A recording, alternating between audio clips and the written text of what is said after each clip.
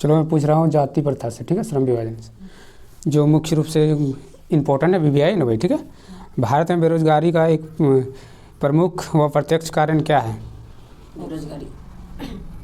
Option Sita प्रथा, सती प्रथा, दहेज प्रथा, जाति प्रथा या बाल विवाह? जाति प्रथा। जाति प्रथा, बिल्कुल जाति प्रथा ही है, ठीक है। आधुनिक सभ्य समाज श्रम विभाजन व आवश्यक क्यों माना जाता है? कार्य कुशलता के लिए माना जाता है ना। श्रम विभाजन और जाति प्रथा पाठ बाबा साहब के किस भाषण का संपादित अंश है? ऑप्शन एनिहिलेशन ऑफ कास्ट है ना उसका। भारत में बेरोजगारी का मुख्य कारण जो है क्या है? जाति प्रथा। जाति प्रथा ही है भाई। जाति प्रथा अगर नहीं रहता ना तो बेरोजगारी का इस कारण नहीं बनता। बाबा साहब भीमराव अम्बेडकर जन्म कब और कहाँ हुआ था? जन्म मध्य प्रदेश, गुजरात। कहाँ हुआ था? गुजरात के मऊ, मध्य प्रदेश में। कब हुआ था? 1891 ईस्वी में। 14 अप्रैल 14 अप्रैल 1891 ईस्वी में हुआ था ना। महू मध्य प्रदेश में हुआ था। उनका पिताजी का नाम क्या था भी पूछ सकते हैं, माता जी का नाम, ये सब याद करके रखना है, ठीक है। उसके बाद देखो नेक्स्ट क्वेश्चन है कि आदर्श समाज व स्वतंत्र समानता व भ्रातृत्व पर आधारित होगा, क्या हुआ? किसने कहा था ये बात? डॉक्टर भीमराव अम्बेडकर ने कहा था। और भारत में जाति प्रथा का मुख्य कारण क्या है?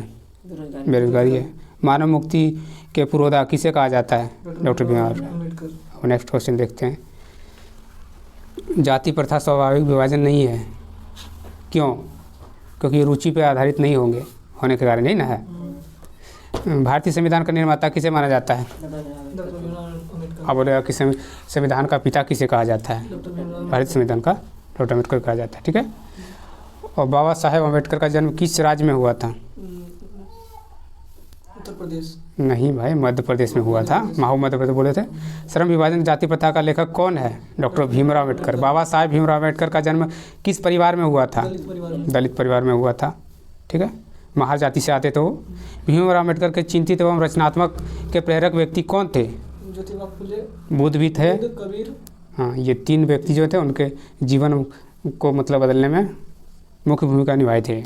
हु आर सुदृष्ट किनकी रचना है? डॉक्टर भीमराव अम्बेडकर की। भीमराव अम्बेडकर अम्बेडकर किसके प्रोत्साहन पर उच्च शिक्षा के लिए न्यूयॉर्क गए थे? बड़ौदा नरेश के प्रोत्साहन पे गए थे।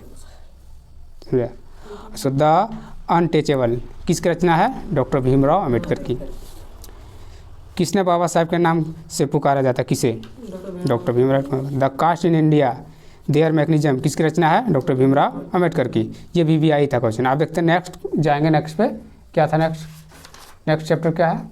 20 के दांत। 20 के दांत में भी देख लेते हैं। 20 के दांत में देखते हैं कि क्वेश्चन नंबर 1 में क्या लिखा है। किसके अनुसार सेनों के सिद्धांत को भी बदल दिया था? खोखा के अनुसार।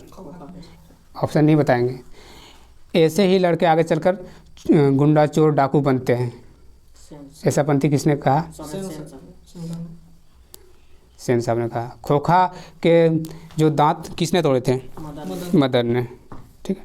कितने दांत तोड़े थे? 2 दांत। नलिनी शर्मा का जन्म कब हुआ था? 1916 ईस्वी में। सेन साहब की कार की कीमत कितनी थी? 7,500 था, ठीक है। सेन साहब की आंखों का तारा खोखा ही था। मोटर को मतलब कोई खतरा नहीं था, तो किससे कोई खतरा नहीं था? खोखा से नहीं, वो 5 बहनों से नहीं थे, लेकिन खोखा से तो खतरा था। ये क्वेश्चन अपने से पूछे थे बना के, इसमें नहीं दिया है। 20 के दांत कहानी के रचयिता कौन है? नलिनी शर्मा, याद रखो। सीमा रजनी, आलो शेफाली, आरती किसकी बहनें थी? खोखा की।